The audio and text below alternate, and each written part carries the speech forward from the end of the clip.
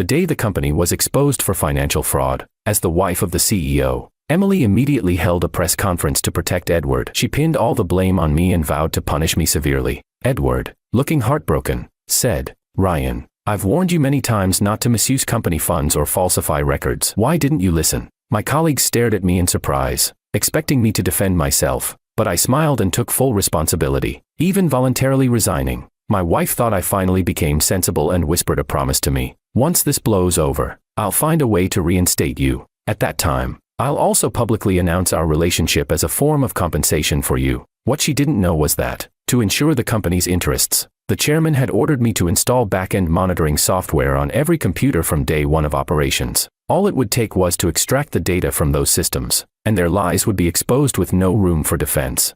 By then, they would not only face massive financial compensation but also potential prison time. Chapter 1. Ryan, do you think quitting will make this go away? Dream on. The fraud you committed has cost the company at least $8 million in losses. Back at my desk, Edward flipped over the things I had just packed, arrogantly reprimanding me. The colleagues around us exchanged glances, but no one spoke up. I retorted, "What more do you want?" Edward lifted his chin, pressing further. "Of course, you need to cover the financial gap and make up for the company's losses. And you'll also need to hand over all the projects you're working on to us and help us complete them." The projects I was working on were the company's lifeblood, each one crucial and something I had poured countless hours of effort into securing. Edward wasn't just trying to confirm that I had misused company funds and committed fraud. He was attempting to drain every last ounce of value I had left in the company. I turned to Emily. She was silent for a moment. After a pause, she sided with Edward. "Edward's right. The company has already suffered losses. But if you're willing to make up for it and help them finish the projects, I might consider allowing you to stay." Once she finished speaking, Edward wore a smug expression.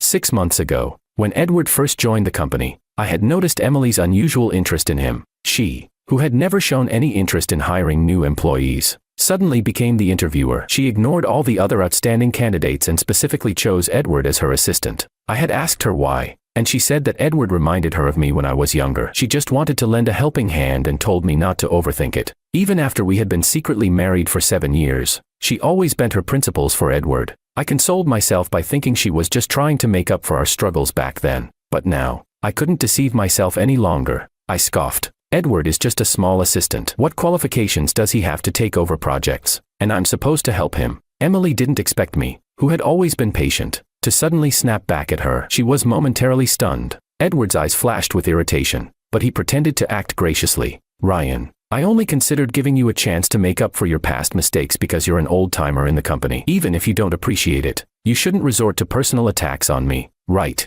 Then, he put on a pitiful expression and looked at Emily. "Emily, if I'm so useless, then maybe I should just leave." He turned as if to walk out. Emily panicked and grabbed him. "Who said you're useless? As long as I'm here, no one's going to make you leave." She then turned to scold me. "Ryan, I'm so disappointed in you. Just because you've been here longer, you think you can bully newcomers. Edward works hard and takes his job seriously. Even though he's just an assistant now, I believe that in time, he'll become a rising star in the industry." Hearing her words, I couldn't help but laugh. Since Edward joined, Emily had blindly believed in his ability and kept giving him important company projects to practice with. The result? He not only messed up several partnerships but nearly offended longtime suppliers. If I hadn't shamelessly gone to apologize in person, we would have lost those partnerships for good. This situation would have already reached the headquarters, and they certainly wouldn't have been so carefree now. Seeing I didn't respond, Emily thought I had admitted my mistake. She softened her tone. "All right, Edward was just offering a kind suggestion. This way, you can silence the gossip and stay in the company, while also providing real benefits to the employees. What's wrong with that?" The colleagues who had been silent before now began to react. Any of the projects I was working on would be a huge boost to their resumes. One of them quickly spoke up.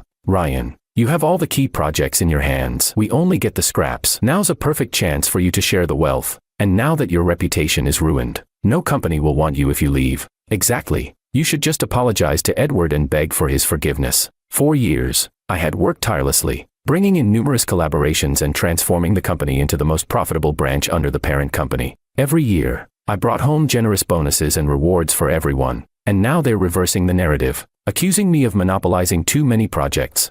I scanned the group, including former mates of mine. Edward's smugness couldn't be hidden anymore. He smiled indulgently. "Ryan, if you apologize to me, I might reluctantly forgive your earlier insult." Emily looked pleased. Edward is so kind and generous, even without you. Ryan, I believe your capabilities could easily take over those projects and keep the work going. She looked at me with a tinge of impatience and whispered, stop being stubborn, and accept the opportunity. You'll see, once this is over, I'll make it up to you and we'll go public with our relationship. I couldn't help but laugh. She had promised me this reward so many times already that I was sick of it. What's worse, it was Edward who had secretly embezzled company funds and falsified the accounts. Emily had framed me to protect him. Now, they were putting on this act like saviors and expected me to be grateful.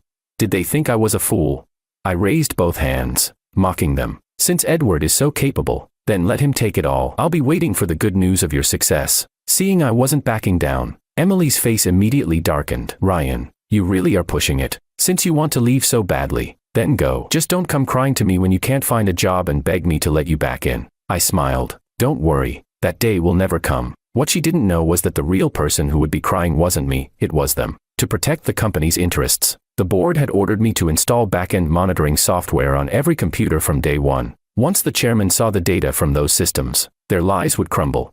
By then, they wouldn't just face massive compensation, they'd be facing prison time too. Chapter 2. That night, I packed my things at home and also asked my lawyer to draft a divorce agreement. Once everything was prepared, I moved into a hotel. As I lay down, intending to scroll through my phone and think about my next steps in work, I was interrupted by a few vibrations from my phone. It was a message from Edward. In the video, Edward was lying on the sofa, with all sorts of fruits and snacks spread out on the coffee table in front of him. Emily was in the kitchen, busy cooking. One dish after another was placed on the dining table, and the smoke rose in the air. Emily's image gradually became blurred in my mind, her face losing clarity. Then, Edward sent a voice message. Ryan, so what if you married Emily? In her heart, I'm the most important person. I just said I was hungry, and she insisted on making me a special late-night snack. She even bought all these fruits and snacks to keep me entertained and tuned into my favorite variety show. You've been with her for so many years, but I'm sure you've never enjoyed such treatment, right? What he said was true. In the 10 years I spent with Emily, she would get nauseous just from the smell of cooking oil. She'd often vomit until she felt faint in the bathroom. To avoid making her uncomfortable, every time I cooked, I'd open the windows and exhaust fan to the max. I even forbade her from going near the kitchen, but now I realized, it wasn't that she couldn't bear the smell, it was simply that she didn't love me enough to cook for me. But none of this mattered anymore. I downloaded all of Edward's messages and recorded the screen for evidence. Then, I opened the job recruitment app. Before I even had time to update my resume, I received an unexpected message from Panda Group, the industry leader. They wanted to meet with me the next day. I thought about it briefly. I had only interacted with them a few times over the years, but their power and prestige were unmatched by even the parent company. After some consideration, I agreed. The next day, I arrived at the tea house as planned. To my surprise, they had already prepared the contract. When they found out that I didn't have a fixed residence, they even offered me a place to stay for free. Every clause was tailored to my needs. Seeing the confusion on my face, they explained, Mr. Ryan, our group has heard of your achievements and greatly admires you. As soon as you resigned, the group asked us to fast-track your hiring process. Don't worry, the rumors outside won't affect your position in the company. From both work and living arrangements, they showed genuine sincerity. I had no reason to refuse. After confirming the starting date, I politely declined their offer to have a meal, preparing to go to my next destination. However, as soon as I left the private room, I ran into Emily and Edward. They were both taken aback. Emily looked at me, confused. What are you doing here? After 10 years together, Emily had never heard of me having a tea-drinking hobby, let alone visiting such places. Edward seemed to have a thought, and he quickly spoke up. So, Ryan, are you trailing us because you heard we're meeting with a client today? I couldn't help but smile sarcastically. It was purely a coincidence that I ran into them, but I did have something I needed to discuss with Emily. So, I walked toward her and said, I need to talk to you. At these words, Emily's face suddenly softened like melting snow. A trace of satisfaction appeared in her eyes, but she held back a smile and said, So, you've cooled down after spending the night alone, finally realized you were wrong. Fine. Apologize to Edward first. Before she could finish, I interrupted her. Emily, let's get a divorce. Emily immediately raised her head, disbelief in her eyes. Edward's face flashed with joy, but he quickly masked it with shock. Ryan, what are you talking about? Are you angry because of the press conference yesterday? You're just saying this out of spite, right? It was all for the company's reputation. I coldly cut him off. You know very well if it was for the company's reputation or for yourself. Edward looked wounded. I knew you looked down on me because I'm just a junior assistant. I've always been a bother to you. I'll leave. Emily immediately grabbed his arm and turned to me. Ryan, when did you become so petty? Edward is just a newcomer. If this gets out, he'll have no future left. But you have the experience and ability. This small issue is nothing for you. I've already promised to make it up to you. What more do you want? It was laughable. It was the same situation. Yet when it involved Edward, it was enough to ruin his career. But when it came to me, it was nothing important. And just yesterday, they had both made it clear that once I left, no company would want me. Their words contradicted themselves, but they'd said everything that needed to be said. I couldn't be bothered to argue anymore. I simply took out the divorce agreement and said, I've said it. I want a divorce. Words were meaningless without action. Emily finally realized I wasn't joking and her expression shifted. Ryan, are you serious? I nodded. Then, in an unexpected move, Emily tore the agreement in half. Chapter 3. She clenched her teeth, her attitude incredibly firm. Don't even think about it. I won't divorce you. Then, as if she remembered something, a smug look appeared on her face. Ryan, is it because I didn't come home last night that you're angry? I looked at her calmly, saying nothing. In the past, whenever she was a little kinder to Edward, I'd get jealous and complain. Moreover, yesterday, she made me take the blame for Edward, then stayed out all night. It was no wonder I was feeling resentful. Emily, thinking she had cracked the code, took the opportunity to explain. My phone ran out of battery last night, and I forgot to tell you. Edward had a stomach issue, and he's here alone with no one to take care of him. So I stayed to help.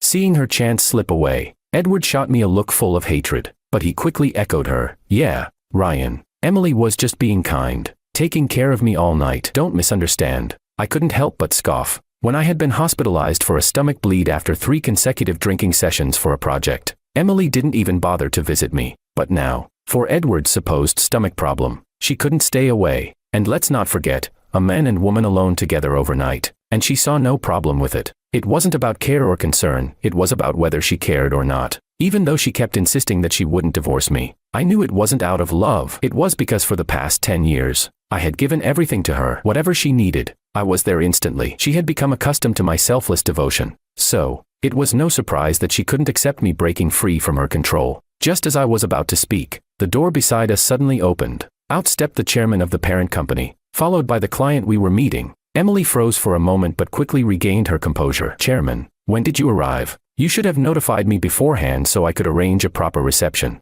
Edward quickly chimed in. It's almost mealtime. Chairman, if you don't mind, we could take care of lunch for you. The chairman glanced at both of them before responding. Given the serious issue with the branch, I have no interest in eating right now. His words clearly pointed to the real reason he was here. Immediately, Emily broke out in cold sweat. She had arranged this reception to push me out and settle the matter quietly, but she never expected it to attract the chairman's attention. Edward's eyes narrowed as a thought crossed his mind. He suddenly spoke up. Chairman, you probably don't know, but it was Ryan who did all the financial fraud. Emily gave me a quick apologetic glance before immediately backing him up. Chairman, it's my fault. I didn't realize Ryan was misappropriating company funds and falsifying the accounts, but rest assured, I've already fired him. The chairman turned to me. Ryan, is what they say true? For some reason, Emily's heart skipped a beat, and she instinctively looked at me. I smiled. Chairman, they're not wrong. I'm no longer an employee of the company. Emily didn't expect me to admit it so decisively. She froze for a moment, her expression conflicted, but before she could process it further, I pulled a USB drive from my pocket and said, but the one who misappropriated the company funds and falsified the accounts isn't me, it's. Chapter 4. Edward. The moment Edward's name was called out, he lost his temper. You're lying. I ignored him and handed the USB drive to the chairman's secretary. The secretary took it, plugged it into the computer, and within seconds, the entire operation on Edward's computer appeared on the screen. In different instances, the money from the company accounts was repeatedly transferred to a private card. Finally, changes were made to the accounting records. Everyone fell silent. Even Emily, who had been trying to protect Edward, didn't know what to say. The chairman scoffed. Edward, do you have anything to say? The evidence was so clear. Yet Edward refused to back down. He broke down, sobbing. Chairman, please see, I've always been loyal to the company. It's Ryan, that vile man, who's framing me. He's always hated me. He must have known you were coming today, so he deliberately fabricated the video evidence to frame me. Emily also stepped in. Yes, Chairman, our company has always respected the privacy of its employees. We've never heard of any monitoring. Why is it that Ryan suddenly has this video today? Moreover, Edward is always hardworking and serious. He's an invaluable talent. There's definitely something wrong here. After 10 years of being with Emily, I never imagined her ability to lie so blatantly. Before I could respond, the client in the room, who had been listening to the entire exchange, couldn't help but sneer. Edward, this waste of space is considered talent. Emily, I think you're seriously getting old and should retire early. The sharp words immediately darkened Emily's face. However, given the chairman's presence, she forced a smile and replied, Edward has been with me for more than half a year. I know his abilities and character. Mr. Lee, surely you've heard some strange rumors and misunderstood Edward. With that, she subtly shot a look at me. Everyone knew I had good connections with several major clients of the company, and in Emily's eyes, the only person who could ruin Edward's reputation was likely me. However, Mr. Lee didn't even acknowledge her. He turned to the chairman and said, Chairman, since Ryan is no longer with your company, I'm afraid our cooperation is going to have to be cancelled. Before the chairman could say anything, Emily immediately panicked. Mr. Lee, what do you mean by that? Even if Ryan is gone, Edward is still here, and but she didn't know that Edward had offended Mr. Lee's brother, a supplier. Mr. Lee had long known about Edward's behavior and competence. Sure enough, Mr. Lee suddenly sneered. Edward, what's he even worth? Does he deserve to sit at the same table as me to discuss business? Emily, I think you're not just getting old. You clearly don't take us seriously. The label of arrogance was suddenly pinned to Emily's head, and her face turned ashen. Edward's eyes flashed with anger. He quickly turned to Mr. Lee. Mr. Lee, I'm sure you and Ryan are in on this together. Chapter 5. Seeing that the chairman's gaze had also fallen on him, Edward became more confident. Chairman, it must be that Ryan is still resentful about being fired yesterday, so he fabricated the backstage surveillance footage and secretly bribed Mr. Lee. He wanted to perform this act in front of you to completely ruin Emily and my reputation. Otherwise, how could he just coincidentally show up here today and bring this surveillance video? I couldn't help but feel a bit of admiration for Edward's audacity. A scriptwriter's loss was the business world's gain. Such low-level tricks, and he still dared to use them in front of the chairman.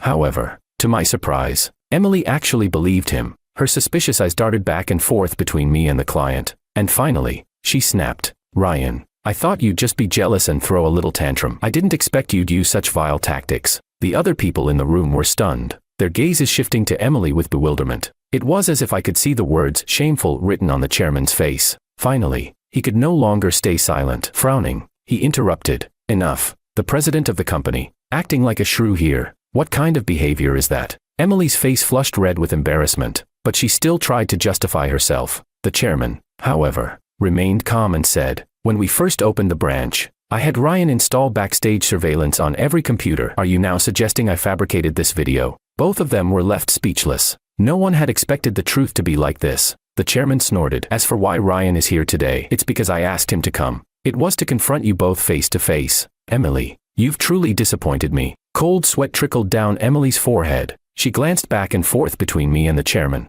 seemingly unable to understand why I, an orphan with no family, had such a close relationship with the chairman. Why had he arranged for me to handle this matter?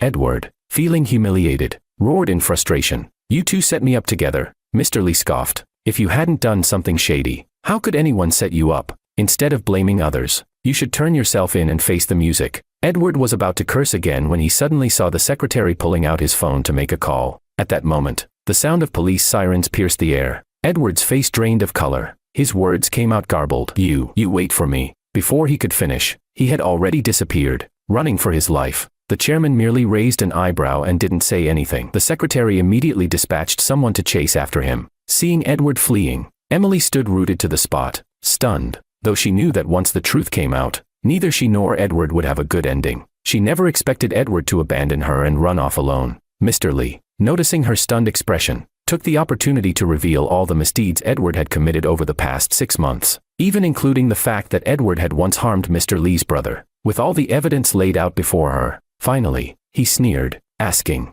Emily, do you still think your assistant is a talent? The color drained from Emily's face, leaving her pale, but her mouth still stubbornly rejected the truth. No, that's impossible. Edward isn't like that. The chairman sighed deeply and turned to me. I shouldn't have listened to you back then and given her the CEO position. Chapter 6. His words hit like a thunderclap. Emily was stunned for a moment, then her eyes widened. Chairman, what do you mean by that? The chairman didn't respond to her. Instead, the secretary spoke up. Ryan's mother once saved the chairman's life, and the chairman has always remembered that kindness. Later, by chance, you two applied to our company. The chairman initially wanted to promote Ryan to be the president of the branch, but he refused. Not only that, but he gave all of his achievements to you, allowing you to sit in the CEO position. This was news to Emily. She looked at me in disbelief. Why didn't you ever tell me about this? Back then, Emily had been bullied by the former CEO and was mentally and physically exhausted. To help her recover, I made an agreement with the chairman in private. I promised that as long as he allowed Emily to be CEO, I would stay in the company and help the branch become the most profitable. Unfortunately, that arrangement, like our marriage, had come to an abrupt end after 7 years. I said lightly, "It's all in the past. No need to mention it anymore." Hearing this, the secretary wisely kept quiet. The chairman glanced at Emily, his anger growing with each passing second. "A good company, ruined by you. Not only did you allow employees to form factions and slander colleagues, but you also dared to fire a benefactor. I think you should be the one fired." With that, he immediately instructed the secretary to release an announcement on the company's website and in internal groups, clearing my name and dismissing Emily from her position as CEO. He also ordered HR to fire both Emily and Edward and demanded they pay substantial compensation while facing legal consequences. Emily had never experienced anything like this before. She immediately panicked, begging the chairman for mercy, swearing she would never make the same mistake again. But the chairman remained unmoved. She ran over to beg me, "Ryan, please plead with the chairman for me. If you help me keep this job, I'll agree to go public with our relationship immediately. I'll never see Edward again." I pulled my hand back. "Emily, you seem to have forgotten. I only want a divorce now, to completely get away from you." Emily refused to believe it. "Impossible. You loved me so much. Before, when I treated Edward so well, you were able to accept it. Now I've promised to never see him again. How could you leave me?" I felt as though I was hearing the biggest joke of all. That selfish woman actually thought she had been kind to Edward.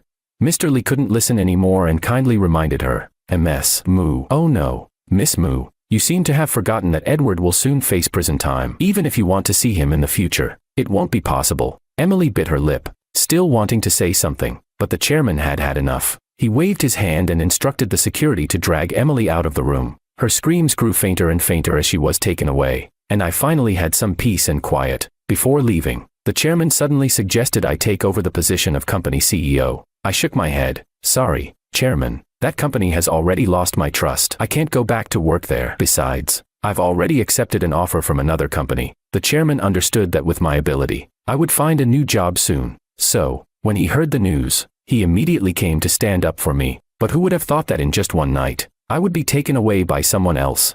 Thinking about how he had lost a talented person because of Emily and Edward, the chairman's anger grew even more. In the end, he vented all his frustration on the branch, announcing its complete closure. Chapter 7. In the following days, I focused solely on settling into my new home and managing my new company. To avoid any harassment from Emily, I blocked all her social media accounts well in advance. I only heard occasional mentions of how, when the branch office was dissolved, many of the employees were left in a daze, unaware of what had happened. It wasn't until later that they learned the culprits behind the entire fiasco were Emily and Edward. The news made people furious, and they bombarded both of them with endless calls and texts every day. As a result, Emily became mentally unstable and almost got hit by a car while crossing the street. Eventually, the parent company pursued legal action against her. However, since she wasn't directly responsible for the company's main financial activities, she was spared jail time. But to compensate for the massive financial losses, she had to sell off all her assets. On top of that, her reputation in the industry was completely tarnished. Almost no company would take her in. In the end, she was left with no choice but to do odd jobs to make a living. Unfortunately, Edward disappeared without a trace, and was never caught. I didn't know whether I should feel relieved or not, but back when we got married, Emily insisted on signing a prenuptial agreement, so none of these issues affected me financially. To cut ties with Emily as quickly as possible, I hired a lawyer to file for divorce. I thought that once the divorce was settled, we'd have no further contact. But then, one day, as I arrived at my new office, I unexpectedly saw her standing downstairs. By now, she was no longer the confident, ambitious woman she once was. She looked bent and frail, as though she had aged 10 years. The moment she saw me, she rushed over, her eyes brimming with tears. "Ryan, please help me. Just this once. I know you have a good relationship with the chairman. If you could just ask him to lift the blacklist on me, I'll do anything you want from now on." It was then I realized that the chairman had placed a blacklist on both of them within the industry. But I shook my head. "Emily, we're both adults now. We have to take responsibility for our actions. I helped you get to the top, but you didn't appreciate it. I can't help you anymore." With that, I turned and started to walk away. But Emily wouldn't give up. She insisted on following me, even resorting to threats. "Ryan, if you don't help me today, I won't leave. I'll stay here until you agree." Then, without warning, she collapsed onto the ground, crying out loudly, "Oh my God, what kind of sin have I committed, to meet such a heartless man?" who kicked me out of the company for another woman, and now won't even come home. I never imagined Emily, who always prided herself on her elegance and composure, would resort to such childish tantrums. As it was rush hour, a crowd quickly gathered around us, including many of my new colleagues. In order to prevent things from escalating further, I just grabbed her by the arm and began dragging her outside. Chapter 8. By the time we reached the cafe, Emily had already regained her composure. She took a sip of her coffee and said, "Ryan, you saw it for yourself. As long as you get the chairman to lift my blacklist, I'll be good to you from now on. Otherwise, I'll stay right outside your office and let everyone know your dirty little secrets." It was her own choice to ignore our relationship for Edward, abandoning our home, and now, shamelessly, she was accusing me. Even when she repeatedly disregarded my feelings for Edward, I never felt as distant from her as I did now. Emily seemed to notice my thoughts, and a cold smirk appeared on her lips. "You probably look down on me for how I acted, don't you?" I remained silent. She didn't seem to expect an answer, continuing on her own. "But do you know what my life is like now? To pay back the compensation, I've sold off all my assets. I thought I could bounce back, that I could earn everything back, but who would have guessed the chairman would completely shut me out? He not only banned anyone from helping me or even associating with me, but he wouldn't even give me the chance for a basic job. Now, to survive, I'd even be willing to take a job sweeping the streets." Her words were filled with misery, but I felt nothing inside. Perhaps it was true, I no longer loved her. I couldn't even feel the slightest bit of sympathy for her. However, to prevent her from affecting my future work, I decided to help her this once. As soon as I showed any sign of relent, Emily's eyes lit up. "Ryan, I knew you'd come through for me. Don't worry. Once I find another job, I'll be good to you. We'll even have a grand wedding and invite all our friends and family." I couldn't believe how far she was taking this. Her words became more absurd by the second. I frowned and reminded her, "Emily, we're already separated." Emily didn't care. Separation doesn't mean divorce. We've been together for 10 years. There's still a chance for us to start over. Since Emily had refused to sign the divorce papers, we hadn't finalized the divorce yet. Instead of engaging further, I took out the petition for divorce, along with all the videos and messages Edward had sent me. I said flatly, "Emily, these are the evidence of your betrayal. Plus, with the chairman and others willing to testify, it's clear our relationship is beyond repair. The divorce is only a matter of time. You should face the reality." With that, I stood up to leave, but Emily wasn't ready to give up. She rushed after me and grabbed my arm. "Ryan, there's nothing between me and Edward. I only got close to him because he reminded me of you from the past." I couldn't help myself. I smirked and asked, "So, if I saw a woman who looked like you from back then, would I be allowed to get involved with her?" Emily didn't hesitate, snapping, "Of course not." I looked at her quietly. "You can't accept it, but you've been trying to make me accept it all this time. Emily, let's leave each other with some dignity. This should be the end." Emily opened her mouth to say something more, but her gaze suddenly froze. In the next second, she shoved me hard. A flash of silver, and a knife was buried deep in Emily's abdomen. I turned around to see none other than Edward standing nearby, reeking of alcohol and rage in his eyes. With bloodshot eyes, he glared at me, his voice full of hatred. "Ryan, it's all your fault. You did this to me. I'm going to kill you. You should die." With that, he yanked the knife out and lunged at me again. Fortunately, the nearby residents had already reacted and rushed over to restrain Edward. A few of them also checked on Emily's condition and quickly called the police and an ambulance. In the end, Edward was arrested, and Emily was rushed to the hospital to repay her for the wound she had received. I went to the hospital to visit her. She had just been rescued from the brink of death. Emily stared at the leaves outside the window, lost in thought. When she heard movement, she turned her head. When she saw it was me, a smile tugged at the corner of her lips. The sunlight shone on her pale face.